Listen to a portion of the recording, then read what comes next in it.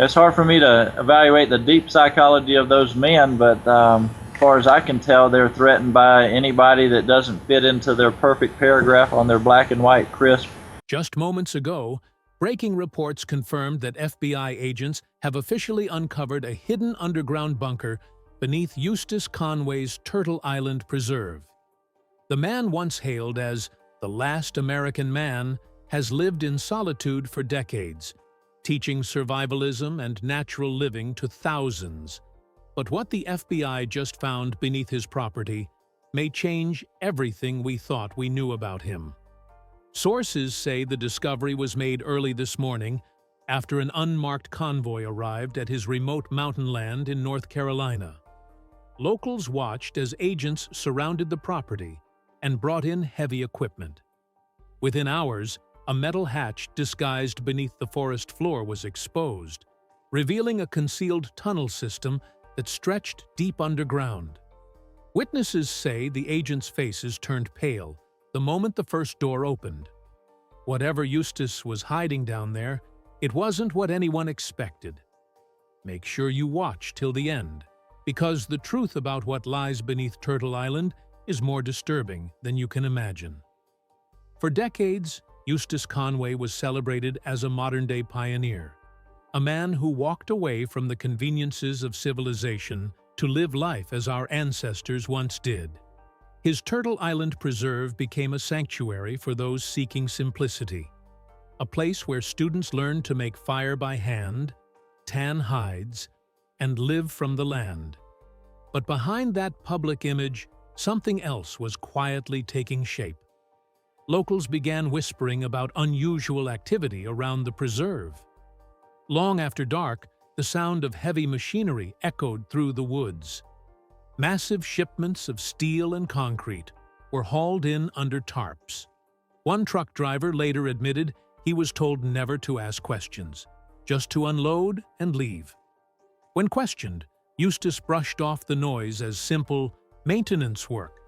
Yet, a few months ago, satellite imagery picked up strange geometric outlines beneath the soil, patterns far too organized to be natural. Online sleuths suspected a secret storage area, perhaps even a fallout shelter. But now, after the FBI's discovery, it's clear this was far more sophisticated. The bunker's entrance was hidden behind a false section of the creek bank, camouflaged by moss and stones. It blended so seamlessly with the environment that even trained investigators missed it during earlier inspections. The question that now haunts everyone: why would a man who preached transparency and harmony with nature construct something so secretive and industrial beneath his land? Officials have hinted that federal law enforcement first became aware of the site after a confidential informant provided evidence of unauthorized underground construction. What began as a simple zoning violation escalated into a full-scale federal operation. According to reports, Eustace was nowhere to be found when agents arrived. His cabin stood empty, food still on the counter, a half-written journal entry by his bedside. The final line read simply, "When they come, the mountain will decide who stays." As dawn broke over the Blue Ridge Mountains, the FBI's excavation team moved in. Beneath layers of pine needles and soil, agents unearthed a circular steel hatch that seemed almost military in design. It was welded shut, with reinforced hinges strong enough to withstand a blast. It took nearly 3 hours to breach the first seal. When the door finally gave way, a rush of stagnant air poured out, cold, metallic, and heavy with the scent of oil.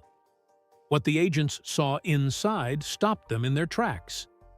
The entry tunnel descended sharply into darkness, lined with thick concrete walls and copper wiring running like veins through the ceiling. Flashlights revealed shelves of sealed jars, each labeled with dates going back more than 20 years. Further inside, the passage split into multiple corridors, leading to sections that appeared to have distinct purposes. One area resembled a control room, complete with generators, switch panels, and battery banks powered by both solar and hydroelectric energy. Another chamber was stacked floor to ceiling with dried goods, emergency rations, and medical supplies, all meticulously organized. But it wasn't the supplies that unsettled investigators. It was the presence of old maps and hand-drawn blueprints spread across a central table. They showed not only Turtle Island, but also several surrounding counties, each marked with coded symbols and handwritten notes like Phase 1 Perimeter, Signal South, and Reinforce Line. Agents began to suspect they had stumbled onto something far beyond a survivalist's storage space. In a sealed cabinet, they discovered encrypted notebooks, pages filled with coordinates and references to containment, surveillance zones, and emergency initiation. No one could explain what any of it meant. One officer later told local news, off record, "It looked like the kind of place someone built not to survive nature, but to survive something else entirely." As investigators continued deeper, they realized the bunker was far larger than anyone imagined, spanning multiple underground levels carved directly into the mountain itself. By the time the FBI reached the second level of the bunker, even veteran agents admitted they'd never seen anything like it. The deeper they went, the stranger it became. Unlike the upper floor, which seemed practical, filled with food, tools, and survival gear, the lower section felt almost scientific. Glass containers lined the walls, each filled with preserved animal organs, soil samples, and handwritten tags. Some were marked with species names found only in that region. A makeshift lab table stood in the center, covered in microscopes, notebooks, and vials labeled with strange codes like S3B and W12 strain. But what disturbed investigators most was a notebook lying open beneath a flickering light. Inside were pages describing ecosystem preservation through isolation and controlled repopulation of natural species. To the untrained eye, it might have seemed like a biologist's notes, but to the agents, it hinted at something much larger, maybe even experimental. Nearby, they found communication equipment, shortwave radios, encrypted transmitters, and antennas connected to a long cable that stretched up through the mountain, possibly to a disguised receiver outside. It looked like Eustace had built his own underground network. One agent theorized he could have been intercepting frequencies, perhaps monitoring government channels, or even communicating with others off-grid. Tapes labeled Intercept A through Intercept H were stacked beside the transmitters, but before agents could review them, federal officials sealed the area. Whatever was recorded remains undisclosed to this day. Even more chilling, a sealed steel door at the far end of the bunker caught everyone's attention. It had a biometric keypad and a handprint scanner, technology far beyond what anyone expected to find in a rustic survivalist's home. The lead agent ordered it opened. Sparks flew as they cut through the lock, the echo of grinding metal filling the bunker. When the door finally swung open, every flashlight beam froze on what lay beyond. The sight, according to one anonymous insider, changed the tone of the entire investigation.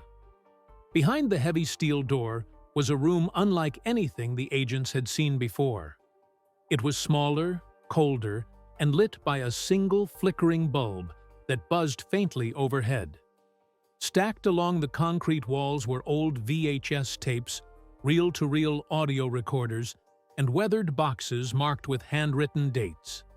Some labels went as far back as the early 1990s. But what sent chills through the investigation team were the names scrawled beside those dates. Names of people from the nearby counties, some of whom had been missing for years. The tapes were immediately confiscated, and agents began playing back the first few reels using one of the old projectors found nearby.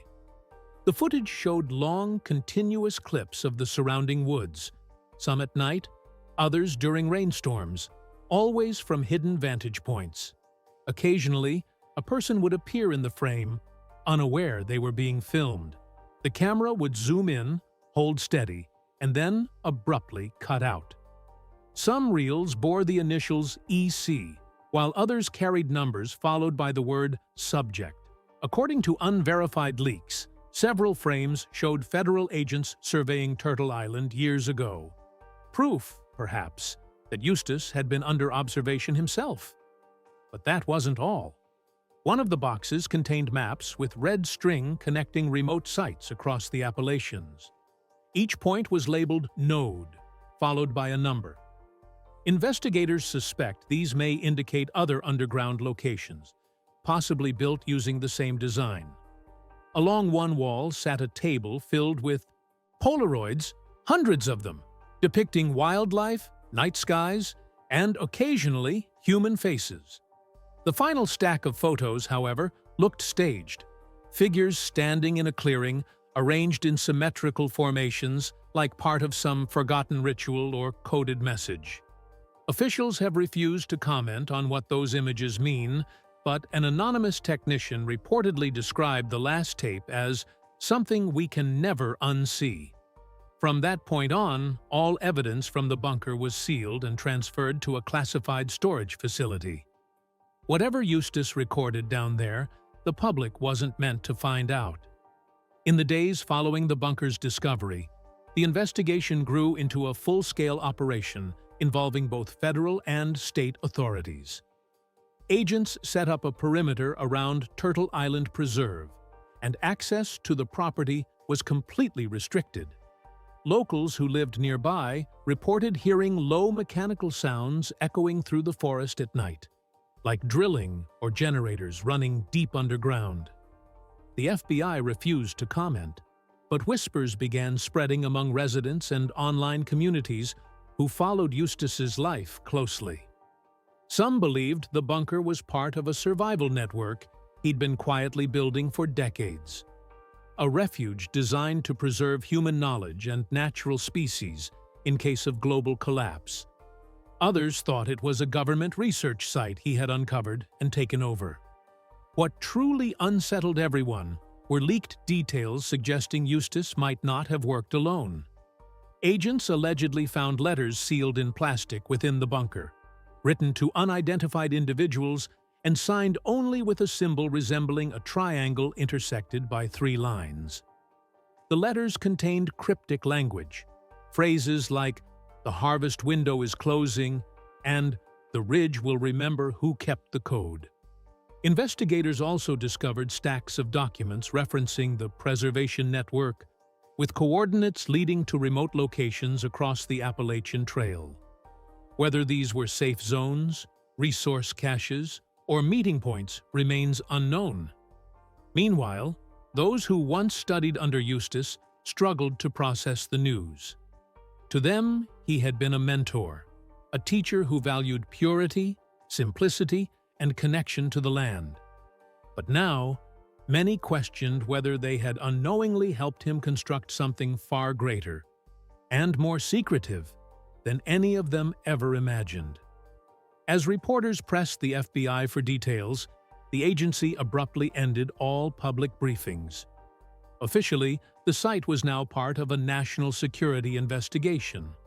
Unofficially, agents were still inside the mountain, unearthing layer after layer of a hidden world built by the man everyone once called the last true frontiersman. Within a week, the story exploded nationwide. Major media outlets swarmed the sleepy mountain town, desperate for any detail about what had been uncovered beneath Turtle Island. Drone footage captured convoys of unmarked vehicles leaving the property under heavy guard, some carrying sealed metal crates, and others covered entirely with black tarps. Eyewitnesses claimed that a separate team, wearing hazmat suits, entered the site days later, fueling speculation that something hazardous had been discovered inside the bunker.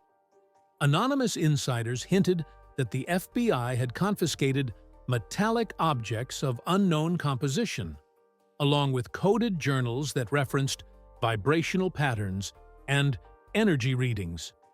For a man devoted to simplicity and nature, these discoveries made no sense. Internet forums lit up overnight with wild theories. Was Eustace studying magnetic anomalies?